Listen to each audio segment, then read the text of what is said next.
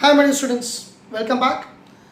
Now we are going to discuss once again about Hertz experiment because there is some matters there. Okay, we very well know about the Hertz experiment.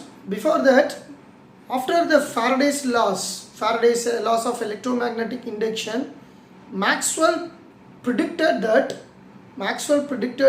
light is an electromagnetic wave and electromagnetic waves are in nature. Before that, Faraday's law, we know very well. Faraday's law of electromagnetic induction, we know very well. After the Faraday's laws of electromagnetic induction, Maxwell concluded that there is an existence of electromagnetic wave. He predicted, not concluded.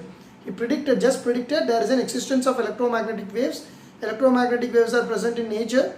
Light is just an electromagnetic wave. But who proved Hertz? Most of the scientists are trying to generate and detect electromagnetic wave, but most of their efforts are going to fail. Heinrich Hertz is the first person. He successfully generate and detect electromagnetic waves in nature by Heinrich Hertz experiment. We know very well. There is a strong inductor coil. It's a powerful inductor coil. Using this inductor coil, Heinrich Hertz produces electromagnetic wave with the help of two big spheres. And these electromagnetic waves are detected by a copper wire which is bent in the form of circle. He proved this experiment by this detector. What he does, when there is a leakage of charges due to the sphere, using this inductor coil, there is a leakage of charges. That means spark is produced in between the two spheres. We know very well about that Hertz experiment. There is a spark which is produced in between the two spheres. This spark confirms that there is an oscillation of charges between the spheres. Due to this oscillation of charges in between the spheres, electromagnetic waves are generated. These electromagnetic waves are propagated and it reaches in between the detector. The detector is nothing but it is a copper wire which is bent in the form of circle. So there is a gap between the circular copper wire. This acts as the detector.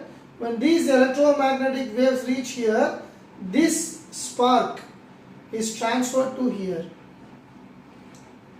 First, the spark is produced in between the spheres. Now the spark is transferred and the spark is detected by the detector. Who transfers the spark? That means electromagnetic waves which carries the spark. So the spark produced in between the detector. This confirms the existence of electromagnetic waves which we studied in the Hertz experiment. But what is the new here? Hertz noticed that there is a tiny spark produced between the gap of the detector. Between the gap of the detector, there is a tiny spark is produced. He tried to produce. He tried to improve the visibility of the spark. Who? Hertz. Hertz tried to improve the visibility of the spark by different method. He is doing something, but he didn't make it successful. But finally he make it successful with the help of one thing. When the two spheres are allowed to incident on ultraviolet rays, when the two spheres are exposed to ultraviolet rays, when the ultraviolet rays are allowed to incident on the two spheres, now the spark produced having more intensity. That means the visibility is increased. A strong spark is produced between the gap. So this spark is carried, the electromagnetic waves carried this spark, and the detector, in between the gap of the detector, a strong spark, that means high visibility spark is produced now when these two spheres are exposed to ultraviolet rays. Before, a tiny spark is produced. Now a strong spark is produced. What happens? The spark is produced due to electromagnetic waves because of the oscillation of charges. We know that experiment proved existence of electromagnetic waves, and light is an electromagnetic waves, we know very well. But what is the factor which improves the visibility of the spark here? What causes to produce a strong spark instead of tiny spark? Ultraviolet rays? Yes. When a sphere is allowed to incident on ultraviolet rays, it produces strong spark. What is the reason behind that? That is the reason. At that time, Hertz was not known about that reason. He didn't know about the reason at that time when he found a strong spark, when he found a high intensity spark. He didn't know about the reason behind it. But after that, the reason was detected. The reason was determined. The reason was nothing but it is due to photoelectric effect. Due to the photoelectric effect, the more electrons are emitted from these spheres. More electrons are discharged. The electronic emission.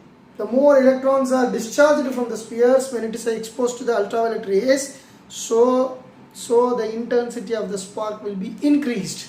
That is the reason here. So what is the reason behind it? The reason behind it is photoelectric emission. This is the reason behind it. But it will be discovered after some time. Later only it will be discovered. So this is one of the most important experiment, because this experiment, Heinrich Hertz done this experiment. This experiment confirms existence of electromagnetic wave. Light is an electromagnetic wave. That is first point. And another one is there. This experiment is the production of which is the first step of production of particle nature of light. That means photoelectric effect is done here. The photoelectric effect is experimentally done here, but Hertz didn't know about that at that time. But photoelectric effect is done here, experimentally done here. So large number of electrons will came out and the intensity of the spark will be increased. So this experiment is the most important experiment. This experiment shows light is an electromagnetic wave.